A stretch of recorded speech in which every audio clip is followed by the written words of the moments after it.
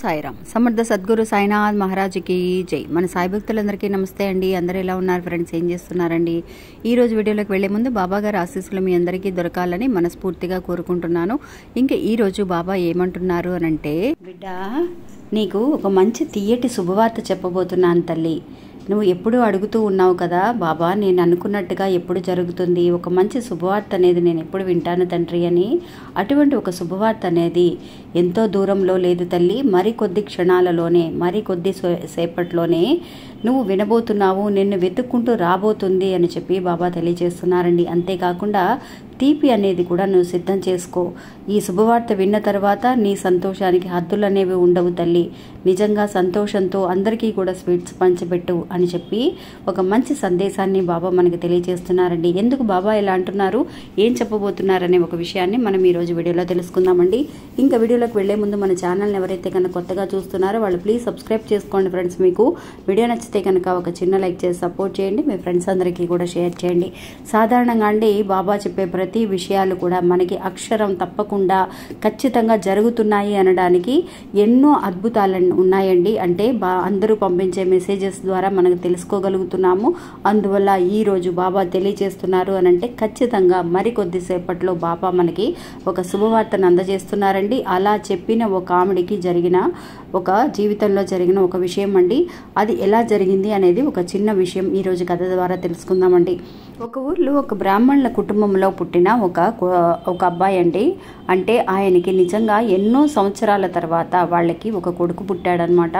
అంటే ఇది ఒక 10 సంవత్సరాల తర్వాత ఎన్నో పూజలు పరిహారాలు చేసి వాళ్ళకి పిల్లలు అనేవాళ్ళు లేరండి. అలా పూజల వల్ల వాళ్ళకి బిడ్డ అనేది కలగడం జరిగింది. అలాంటి బిడ్డని ఎంతో ప్రేమగా పెంచుకోవడం అనేది జరిగిందండి. ఇంకా బ్రాహ్మణుల కుటుంబంలో అంటే నిజంగా వాళ్ళు ఎన్నో సిద్ధాంతాలు పాటిస్తూ ఉంటారు, ఎన్నో ఆచారాలు ఉంటాయి వాళ్ళకి. అలాగా ఎంతో ప్రేమగా వాళ్ళు పెంచుకున్నారండి ఆ బిడ్డని. నిజంగా అటువంటి బిడ్డకి ఏదన్నా కొంచెం ఒంట్లో బాగోకపోయినా సరే చాలా వరకు కూడా కష్టపడుతూ ఉంటారు, బాధపడుతూ ఉంటారు. మనకి లేక పుట్టిన బిడ్డ కదా. అంతేకాకుండా ఇది భగవత్ స్వరూపం అండి, మనకి ఆ భగవంతుడు ప్రసాదించిన ఒక ప్రసాదం ఇది అని చెప్పి చాలా అపురూపంగా పెంచుకుంటూ ఉన్నారండి ఆ కొడుకుని.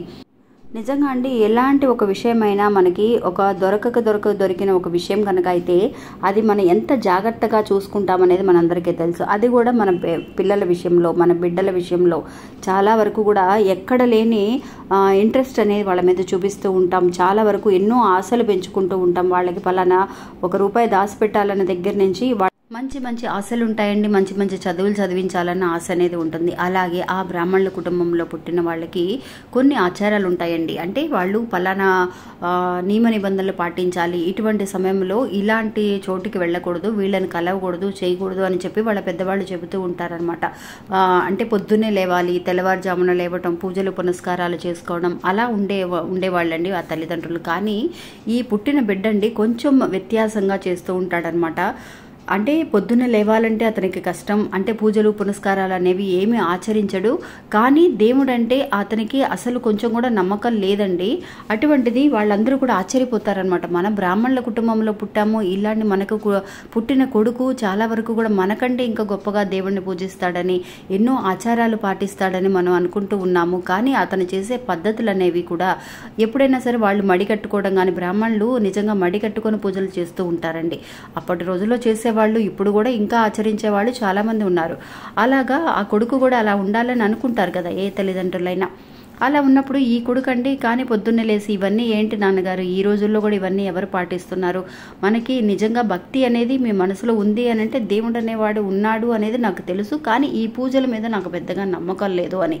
అదేంటి నాన్న అలా అంటావు? ఎన్నో సంవత్సరాల తర్వాత నాకు పుట్టిన ఒక బిడ్డవి నువ్వు, అంటే 10 సంవత్సరాల తర్వాత పుట్టిన ఒక బిడ్డవి, అది కూడా దేవుడి దయవల్లే, భగవంతుడి దయవల్లే నువ్వు పుట్టావు మాకు అని చెప్పి వాళ్ళ తల్లిదండ్రులు చెప్పినా కూడా అండి అతని పద్ధతులు కొంచెం తేడాగా ఉంటాయండి. అంటే వేరే మామూలుగా సాధారణమైన మనుషులు ఎలా అయితే ఉంటారో అంత ఈజీగా క్యాజువల్గా బయటికి వెళ్ళటం రావటం. వీళ్ళైతే కనుక పెద్దవాళ్ళు బయటికి వెళ్ళినా కొంచెం కాళ్ళు చేతులు కడుక్కొని లోపలికి రందలా రాకూడదని, స్నానాలు చేయాలి తెల్లవారుజామునని కొన్ని చెబుతూ ఉంటారు కదా. అవన్నీ వాళ్ళకి ఆ కొడుకుకి నచ్చదనమాట. అందువల్ల కొడుకు పెరిగి పెద్దవాడు అవుతాడండి. పెద్దవాడు అయిన తర్వాత పలానా చదువులన్నీ కూడా చదువుకుంటాడు. చదివిన తర్వాత అతనికి ఏంటంటే కొడుకుకి ఫారెన్ వెళ్ళి చదువుకోవాలని ఒక ఆశ అండి. కానీ ఈ తల్లిదండ్రులకి ఏంటి అంటే ఆ కొడుకు పక్కనే ఉండాలని, ఇంత గారాభంగా పెంచుకున్నామే, ఆ కొడుకు వేరే ఊరు వెళ్ళిపోతే ఎలాగా, ఉన్నది ఒకే ఒక కొడుకు మనకి, అందువల్ల ఆ కొడుకుని ఊరికి పంపించడానికి వాళ్ళకి ఏమాత్రం ఇష్టం లేదండి. అది కూడా ఫారెన్ వెళ్ళి చదువుకోవడం ఏంటి నాన్న, మన ఊర్లోనే చదువుకొని చక్కగా ఇక్కడే ఉద్యోగం చేసుకో అని చెప్పేసి వాళ్ళు చెప్పినప్పుడు ఆ కొడుకుకి, లేదు నాన్నగారు, ఇంకా మీరు ఇలాగే ఉన్నారంటే, మీరు అలాగే ఇన్ని సంవత్సరాల నుంచి బాధపడుతున్నారు, కనీసం నన్నైనా ముందుకు వెళ్ళనివ్వండి, నన్నైనా ఎదగనివ్వండి, మీ అందరినీ నేను చాలా బాగా చూసుకుంటాను అని చెప్పి, ఆ కొడుకు కూడా ఏమీ కూడా తప్పుగా ఏమి అనలేదు కదా, బాగానే ఉద్యోగం చేసుకోవాలి, నేను ఫారెన్ వెళ్ళాలి అన్న ఆలోచన అనేది తప్పు కాదు.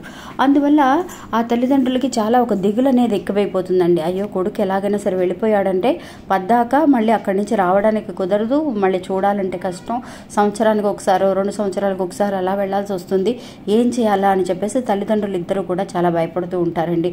ఒకరోజు ఏమవుతుంది అని అంటే, వాళ్ళు గుడికి వెళతారనమాట. గుడికి వెళ్ళినప్పుడు బాబా గారి గుడి దగ్గరికి వెళ్ళి, ఆ గుళ్ళో బాబా అంటే వాళ్ళకి చాలా ఇష్టం అండి. ఆ బాబా దయ వల్లే ఆ బిడ్డ పుట్టాడన్న వాళ్ళకి నమ్మకం అనేది ఎంతో వరకు కూడా బాబా ఏదైతే చెప్తారో అది ఖచ్చితంగా జరుగుతుంది అని. అప్పుడు ఇన్ని రోజుల నుంచి కష్టపడి ఏ బాధ లేకుండా, కష్టపడ అనేది లేకుండా చూసుకున్నది ఆ దేవుడి దగ్గరికి ఆ రోజు వెళ్ళి కూర్చొని దిగులుగా కూర్చుంటారనమాట. కూర్చొని, బాబా ఈరోజు నా కొడుకు ఇలా పెరిగి పెద్దవాడయ్యాడు, ఇన్ని సంవత్సరాల తర్వాత మమ్మల్ని వదిలి వెళ్ళాలనుకుంటున్నాడు, ఫారెన్ వెళ్ళాలి అంటే నిజంగా మమ్మల్ని వదిలి వెళ్ళిపోతున్నాడేమో అన్న భయంతో ఉన్నాము. ఆ కొడుకుని ఏమాత్రము కూడా ఫారెన్ వెళ్ళడం ఇష్టం లేదు మాకు, ఇక్కడే ఏదైనా సరే మంచి ఉద్యోగం చూసుకునేలాగా, అతనికి ఇష్టమైనట్టుగా అతనికి మంచి ఉద్యోగం దొరికితే ఇక్కడే ఉండిపోతాడు బాబా, మా దగ్గరే ఉంచుకోవాలనే ఆశ అనేది ఏం తప్పు కాదు కదా, మా కోరిక తీరుస్తారా తండ్రి అని చెప్పి ఆ తల్లిదండ్రులు ఇద్దరు కూడా బాబా గుళ్ళో కూర్చొని ప్రార్థన చేసుకుంటూ ఉంటారండి. నిజంగా ఇది చాలా గొప్ప అద్భుతం అండి. ఎప్పుడు కూడా మనం అంటే బాబా వరప్రసాదమైన ఆ బిడ్డ బాబా చెప్పినట్టు వింటాడనమాట. తల్లిదండ్రులు చెప్పినట్టుగా, మిగతా వాళ్ళు చెప్పినట్టుగా వినకపోయినా ఆ భగవంతుడు చెప్పినట్టుగా ఖచ్చితంగా వింటాడనమాట. అటువంటిది బాబా ఆశీర్వాదం ఇచ్చినట్టుగా ఆ బాబా దగ్గర నుంచి పువ్వులు ఏదైతే పెట్టారో ఆ పువ్వుల్లోంచి ఒక పువ్వు అనేది కింద పడుతుందనమాట. అప్పుడు పూజారి చెప్తాడనమాట, అయ్యా మీరు ఏదైతే మనసులో కోరుకున్నారో అది చేస్తాను అని అన్నట్టుగా బాబా నిజంగా ఆ పువ్వుని కింద పడడం వల్ల మీకు ఆశీర్వాదం దొరికింది అని చెప్పి పంపిస్తాడండి.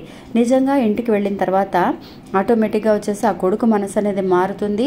మారిన తర్వాత కొద్దిసేపట్లోనే, నాన్న మీకు కొద్దిసేపట్లో నేను ఒక గుడ్ న్యూస్ చెప్పబోతున్నాను, మీరు తీపి సిద్ధం చేసుకోండి అని.